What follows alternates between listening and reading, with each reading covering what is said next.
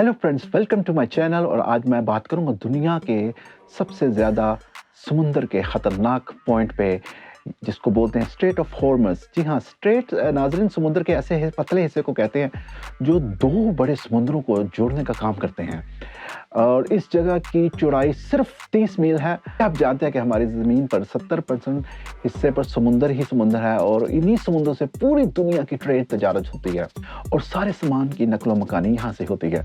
और दुनिया में इसी समुंदरों पे एक वक्त पर एक ही रूट पर 50,000 से भी ज़्यादा जहाज़ एक वक्त में जा रहे होते हैं। इन समुंदरों में कुदरत की तरफ से ऐसे पतले हिस्से होते हैं जिसको स्ट्रेट और या फिर चौक पॉइंट भी कहते हैं। फ्रेंड्स, अगर एक जहाज़ भी यहाँ पर फंस जाए तो पूरी दुनिया की इकोनॉमी हिल के रह जाएगी। नाज़रीन, याद करें, एक दफ़ा मार्च 2021 में एक कार्गो शिप स्विस कनाल में 5 दिन के लिए फंस गया था, जिसमें पूरी दुनिया को $10 बिलियन का नुकसान हुआ था। फ्रेंड्स, इसके अलावा भी दुनिया में काफ़ी ज़्यादा समुंदर पे चौक पॉइंट हैं, जिनके नाम आपको बताता हूँ।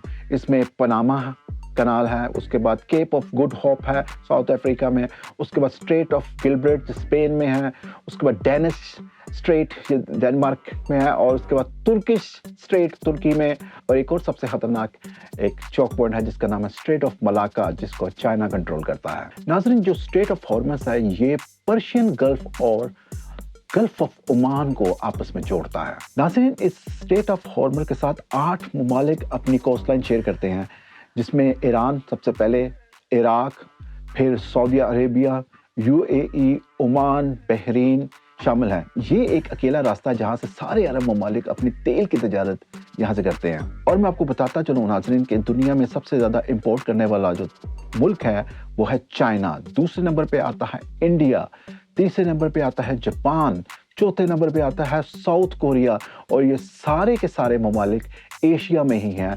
और ये सब ममालिक अपनी तेल की ज़रूरियात इन्हीं गल्फ कंट्री से पूरा करते हैं, और सब की एक ही जगह से इसी स्ट्रेट से गुजर के आता है।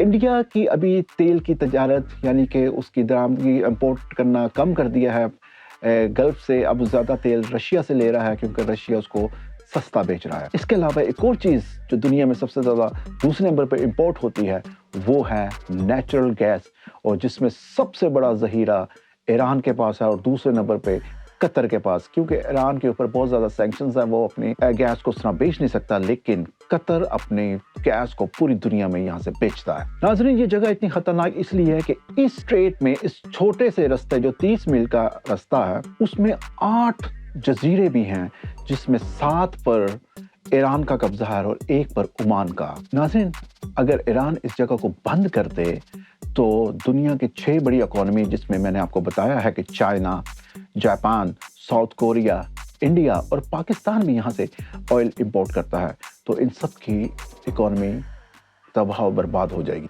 इसलिए ईरान ने पूरी दुनिया को धमकी दी है कि कोई भी मुल्क अगर उससे जंग करेगा तो वो सबसे पहले इस स्ट्रेट ऑफ हॉर्मस को बंद कर देगा, जिसकी वजह से ईरान अभी तक बचा हुआ है और उससे कोई जंग नहीं करता।